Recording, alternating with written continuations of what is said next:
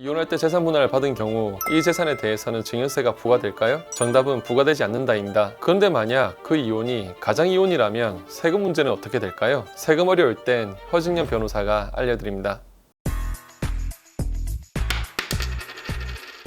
우리나라는 혼인신고로 혼인관계가 성립합니다. 이 혼인관계를 끝내는 것을 이혼이라고 하죠. 이혼 과정에서 서로 협의하거나 재판을 거쳐 재산분할을 하게 되는데 이러한 재산분할에 대해서는 증여세가 부과되지 않습니다. 저희 채널 컨텐츠를 쭉 보셨다면 증여세는 대가 없이 받는 재산에 대한 세금이라는 것 잘 알고 계시죠? 재산분할의 경우 결혼 중 형성된 재산은 부부간 협력으로 이룩한 공동재산으로 보기 때문에 경제활동을 하지 않는 배우자가 재산분할을 받게 되더라도 그것은 대가 없이 무상으로 받는 것이 아닌 원래 자기 몫을 돌려받는 것이므로 증여가 아닌 것입니다.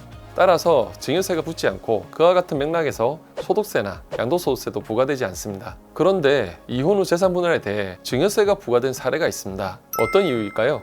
A씨는 1982년 B씨와 혼인하여 약 30년간 혼인 생활을 이어갔습니다. B씨는 재혼이었고 전처와의 사이에서 5명의 자녀가 있었죠. A씨는 B씨 전처의 자녀들과 상속재산 분쟁을 회피하기 위해 2011년 B씨를 상대로 이혼 및 재산분할 청구 소송을 제기했고 재산분할로 현금 10억원과 액면 40억원의 약소보험 청구 채권을 양도받는 것으로 이혼 조정이 성립되었습니다. 소송 당시 B씨의 나이는 만 82세로 건강이 좋지 않았는데요. 이혼 후에도 A씨는 B씨와 동거를 하며 수발을 들고 재산을 관리했습니다. 그리고 이혼 후 약 7개월 뒤 B씨는 암으로 사망했습니다. B씨의 사망 후 A씨는 서울가정법원에 사실상 혼인관계 존부 확인 청구 소송을 제기해 사실혼 배우자임을 인정받았고 이를 근거로 군인유족연금도 지급받아왔습니다. 이러한 사정을 종합하여 세무서는 A씨와 B씨의 이혼은 법률상 이혼이라는 외형만 갖춘 가장이혼이라고 판단하여 약 36억원의 증여세를 부과한 것입니다. 이혼을 했는데 같이 살면서 수발을 든다? 그리고 사망 후 유족연금까지 수령한다? 저도 처음 이 사례를 접했을 때 이 이혼이 과연 유효할까? 이런 생각이 들었는데요. A씨가 세무서를 상대로 증여세 부과 처분 취소 소송을 내면서 법원의 판단을 받게 되었습니다.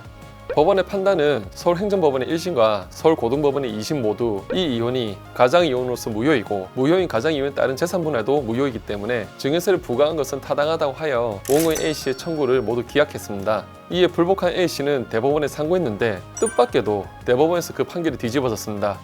대법원은 당사자 간의 합의에 따라 이혼이 성립한 경우 그 이혼에 다른 목적이 있다 하더라도 당사자 간의 이혼 의사가 없다고 말할 수 없다. 망인이 사망했을 때 발생할 수 있는 상속재산 분쟁을 회피하기 위하여 원고와 망인이 미리 의견을 조율하여 망인이 사망에 임박한 시점에 이혼을 한 것으로 의심되는 사정이나 이혼 후에도 사실혼관계 유지한 사정만으로는 가장이혼을 인정하기 어렵다. 따라서 재산분할은 원칙적으로 증여세 과세 대상이 될 수는 없고 다만 지나치게 과대하고 세금을 피하기 위한 수단에 불과하여 실질적으로 증여에 해당한다면 그 상당한 부분을 초과하는 부분에 한하여 증여세 과세 대상이 될 수 있다. 이렇게 판시했습니다. 이 판결은 이혼에 따른 재산분할이 예외적으로 증여세 과세 대상이 되기 위한 요건과 과세 대상이 되는 범위를 구체적으로 밝혔다는데 그 의의가 있습니다. 대법원이 1, 2심과 다른 결론을 내린 이유는 무엇일까요? 국세청에서 증여세를 부과한 논리는 세금에 관심이 있으신 분들은 한 번쯤 들어보셨을 법한 실질 과세 원칙입니다. 예를 들어 남의 명의를 빌려서 사업자 등록을 하고 사업을 한 경우 그 사업 이익에 대한 세금은 실제로 사업을 한 사람에게 부과하는 것, 이런 것을 실질 과세 원칙이라고 하는데 가장이혼과 같이 가족관계나 신분상의 행위에 대하여 과연 실질과세 원칙을 적용할 수 있는지가 문제되었습니다. 1, 2심 재판부는 이혼과 재산분할을 따로 떼어놓고 생각하지 못한 반면에 대법원은 이혼에는 실질과세 원칙이 적용될 수 없지만 재산분할에는 실질과세 원칙이 적용될 수 있다고 하여 이혼과 재산분할을 분리해서 판단했습니다.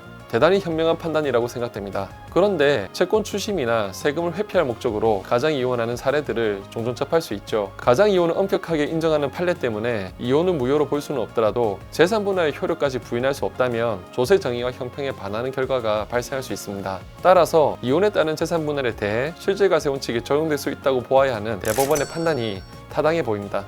또 하나 살펴볼 것은 재산분할이 상당한지 아니면 과다한지 애매한 경우가 있습니다. 경우에 따라 세무서가 증여세를 부과할 위험이 여전히 남아있는데요. 세무서가 증여세를 부과하여 이를 다투기 위해 조세소송을 한다면 재산분할을 받은 사람이 증명해야 하는지 세무서가 증명해야 하는지가 문제가 됩니다. 증명하지 못해 소송에서 패소한 책임을 누가 부담하는지 문제를 법률용어로 입증책임이라고 하는데요. 이런 상황에서 입증책임은 세무서가 부담하게 됩니다. 즉 세무서가 재산분할이 상당한 부분을 초과하여 과다하다고 판단하는 부분에 대해 입증하지 못하면 세무서가 패소하여 증여세 부과 처분이 취소될 텐데요. 이때 세무서가 상당한 재산 분할을 초과하는 부분을 그 액수까지 구체적으로 주장 입증할 필요는 없고 단지 그 액수를 가늠할 수 있는 자료를 법원에 제출하는 것으로 충분합니다. 결과적으로 A씨에 부과되었던 재산 분할에 대한 36억 원의 증여세는 전부 취소되는데요. 사망 당시 B씨의 재산이 100억 원을 넘었기 때문에 30년간 결혼 생활로 50% 정도의 재산 분할은 타당하다고 볼 수 있기 때문입니다. 비슷한 예로 최근 노소영 원장이 최태원 회장 재산의 약 50% 정도인 1조 3,808억 원의 재산 분할 판결을 받은 것도 같은 맥락이죠.